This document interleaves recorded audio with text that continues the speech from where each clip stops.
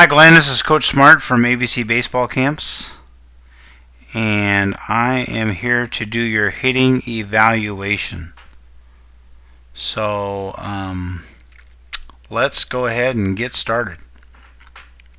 Okay, so first thing we want to do, Glenn, is kind of check your setup. Okay, how you get set up in the batter's box. It looks like your feet are in great shape there. You're nice and parallel. I like parallel. Your hands are high enough to handle most of the pitches, it looks like. Just so you know, the rule of thumb is that your top hand of your bat should be about even with the ear hole of your helmet. Okay, that's hard for me to see that in this video, but it appears that it is. So let's kind of see what you do here. Okay, you step straight, which is a great first thing. We see that right away. Watch that swing. Okay, let's watch another one. Okay.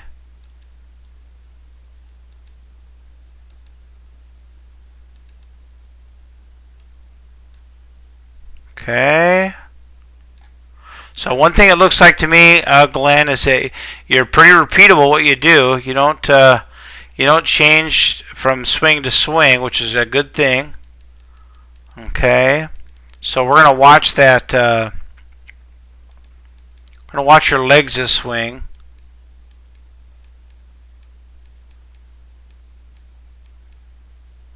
Okay. So one thing I noticed, Glenn, is we're gonna draw a line here. Right here, and then we're going to get your foot down. So you low. Oh, you already took your stride, huh? Let's see. Okay, so we're going to put this line right against your body. Okay. From here, you shouldn't go past that line. Well, your body shouldn't be drifting forward at all. As you're swinging, you should just be swinging here.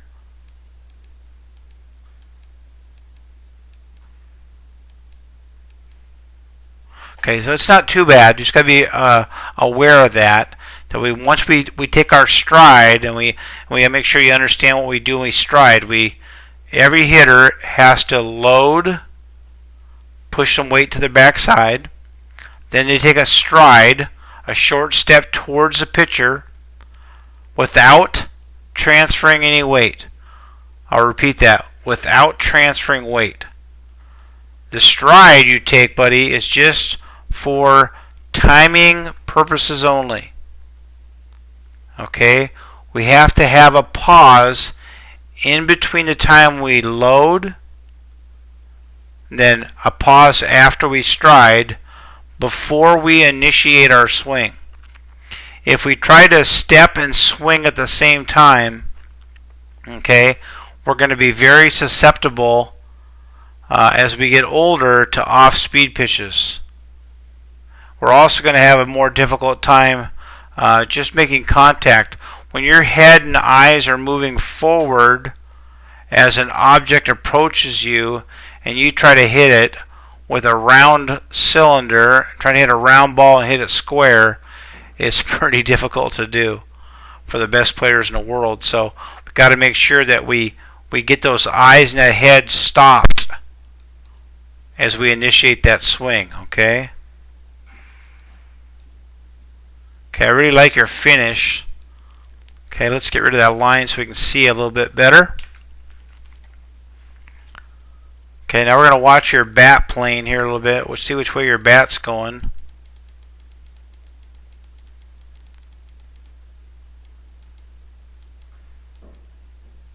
Okay, so Glenn, understand, buddy, that our hands, when we're in this position here, our hands, I'm going to make a little yellow blob here, okay? I'm going to pretend like that's your hands, okay? As you start your swing, your hands are supposed to go down and forward. Okay, down and forward. Not just down and not just forward, but down and forward. When I watch your hands, I see your hands dropping, but I don't see him going forward till now. Okay, so we got to understand what happens is you get your barrel kind of stuck behind there. Now, from a level standpoint, man, oh man, you're in good position there. Okay, we want to be level from there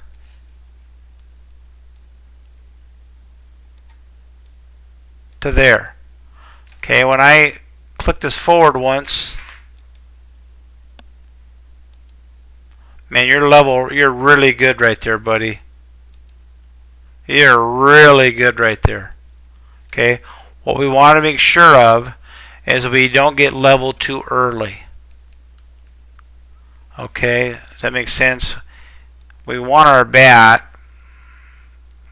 Let's get you back here.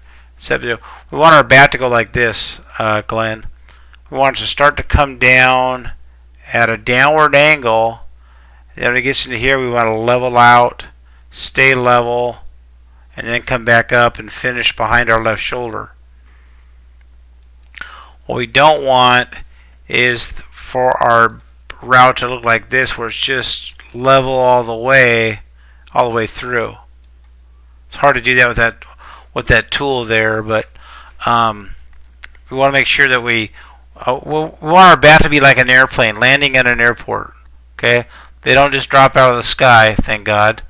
They gradually make a descent down to the runway and they land. Well, for us, our bat is an airplane. We're trying to take it from the position we are at right now with your hands, okay, above your head like that. Okay, and then we start to drop them down in a gradual descent to the contact area, 6 inches behind home plate to 6 inches in front of home plate, and that's our landing strip, and that's where we want our barrel to be level and our bat to be level, but not before that. Okay, if we can make that transition nice and smooth, we have what we call a short swing. If we start out flat and we just kind of bring the bat from behind our back flat all the way through, we have a long swing. And you probably get away with that swing right now a little bit at the level of competition you're playing against and your age, but I want you to think about the big picture. In 2 or 3 years and 4 or 5 years you're in high school facing 85 to 90 miles an hour, we have to be short to the baseball to have a chance to be consistent. Okay? So, like I said, you do a pretty good job with your lower half. That's all good. Your stride is good. That's fine. We just got to make sure that we're not getting flat too early through the strike zone. Okay? And I would caution you to make sure that I don't know how tall you are. Let's say you're 5 foot. Okay? I have no idea, but it's hard to tell on this video. Let's say you're 5 foot, so when you finish your swing, you need to be like 4'10".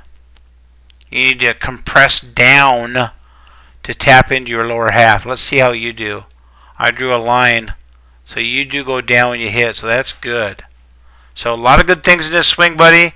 Work on that transition from your hands to the contact area, making sure that you don't get flat too soon. And other than that, you do a pretty good job. And thanks for coming to ABC Baseball Camps, and we'll see you next year.